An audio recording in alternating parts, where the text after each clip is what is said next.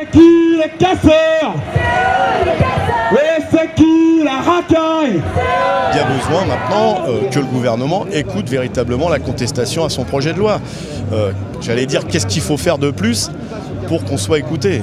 Le gouvernement a tort de s'obstiner dans sa démarche qui nous semble parfois très éloignée des intérêts des citoyens et plus, entre guillemets, des calculs électoraux en vue de la présidentielle de l'année prochaine. L'essence fondamentale de ce texte, c'est le dumping social. Et ça ne peut pas continuer. Donc on a fait des propositions au gouvernement et vendredi, on va de nouveau expliquer, puisque apparemment on n'a pas été compris ou entendu, quelle est la nature de nos propositions. Il est quand même regrettable, par exemple, que les 7 organisations syndicales aient écrit au président de la République le 20 mai et que nous n'ayons toujours pas de réponse.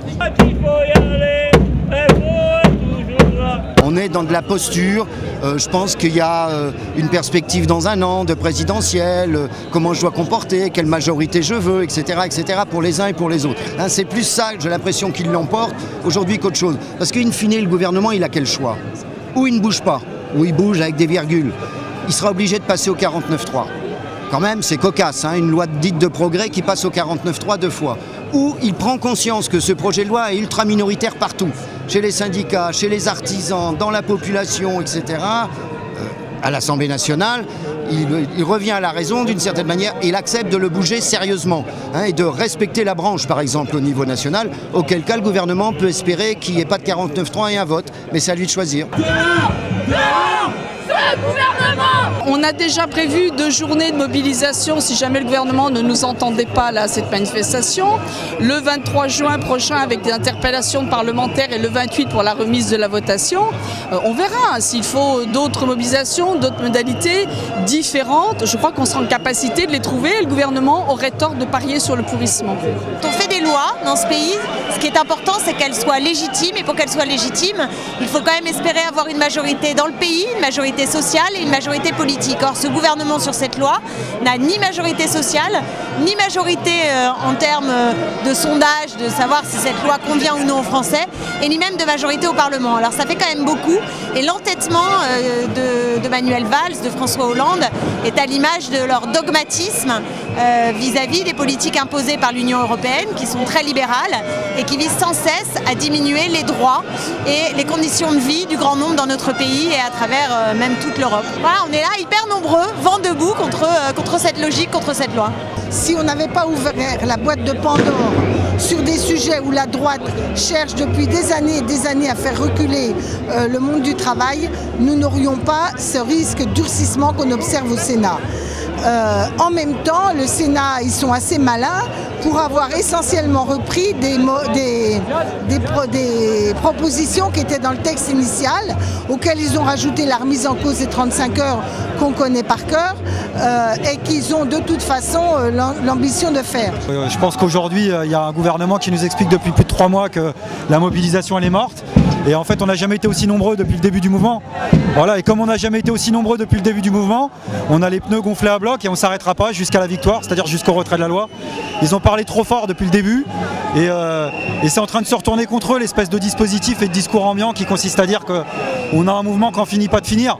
Voilà, pour un mouvement mort, on est bien vivant quand même. Manuel Valls, au vestiaire, on va gagner, on est déter.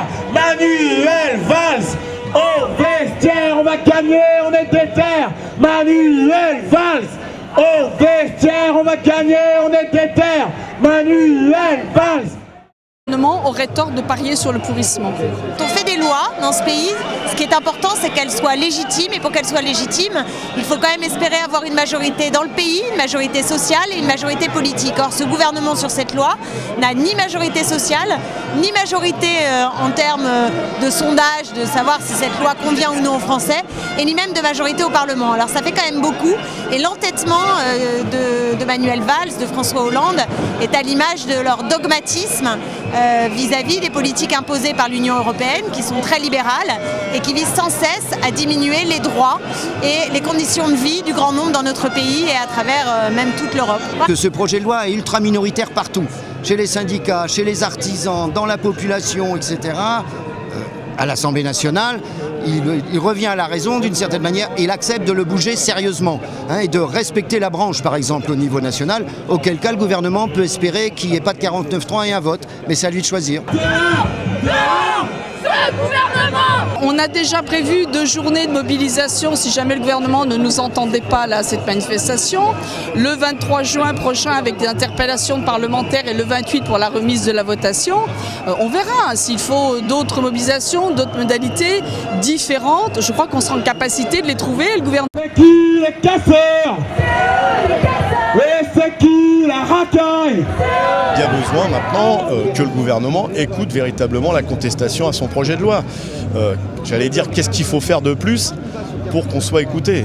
Le gouvernement a tort de s'obstiner dans sa démarche qui nous semble parfois très éloignée des intérêts des citoyens et plus, entre guillemets, des calculs électoraux en vue de la présidentielle de l'année prochaine. L'essence fondamentale de ce texte, c'est le dumping social. Et ça ne peut pas continuer. Donc on a fait des propositions au gouvernement et vendredi, on va de nouveau expliquer, puisque apparemment on n'a pas été compris ou entendu, quelle est la nature de nos propositions. Il est quand même regrettable, par exemple, que les 7 organisations syndicales aient écrit au président de la République le 20 mai et que nous n'ayons toujours pas de réponse. On est dans de la posture, je pense qu'il y a une perspective dans un an de présidentielle, comment je dois comporter, quelle majorité je veux, etc. pour les uns et pour les autres. C'est plus ça, j'ai l'impression qu'il l'emporte aujourd'hui qu'autre chose. Parce qu'in fine, le gouvernement, il a quel choix? Ou il ne bouge pas, ou il bouge avec des virgules. Il sera obligé de passer au 49.3. Quand même, c'est cocasse, une loi dite de progrès qui passe au 49.3 2 fois. Où il prend conscience. On est là hyper nombreux, vent debout contre cette logique, contre cette loi.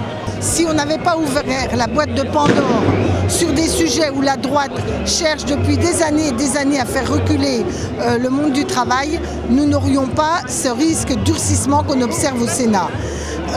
En même temps, le Sénat, ils sont assez malins pour avoir essentiellement repris des propositions qui étaient dans le texte initial, auxquelles ils ont rajouté la remise en cause des 35 heures qu'on connaît par cœur et qu'ils ont de toute façon l'ambition de faire. Je pense qu'aujourd'hui, il y a un gouvernement qui nous explique depuis plus de 3 mois que la mobilisation elle est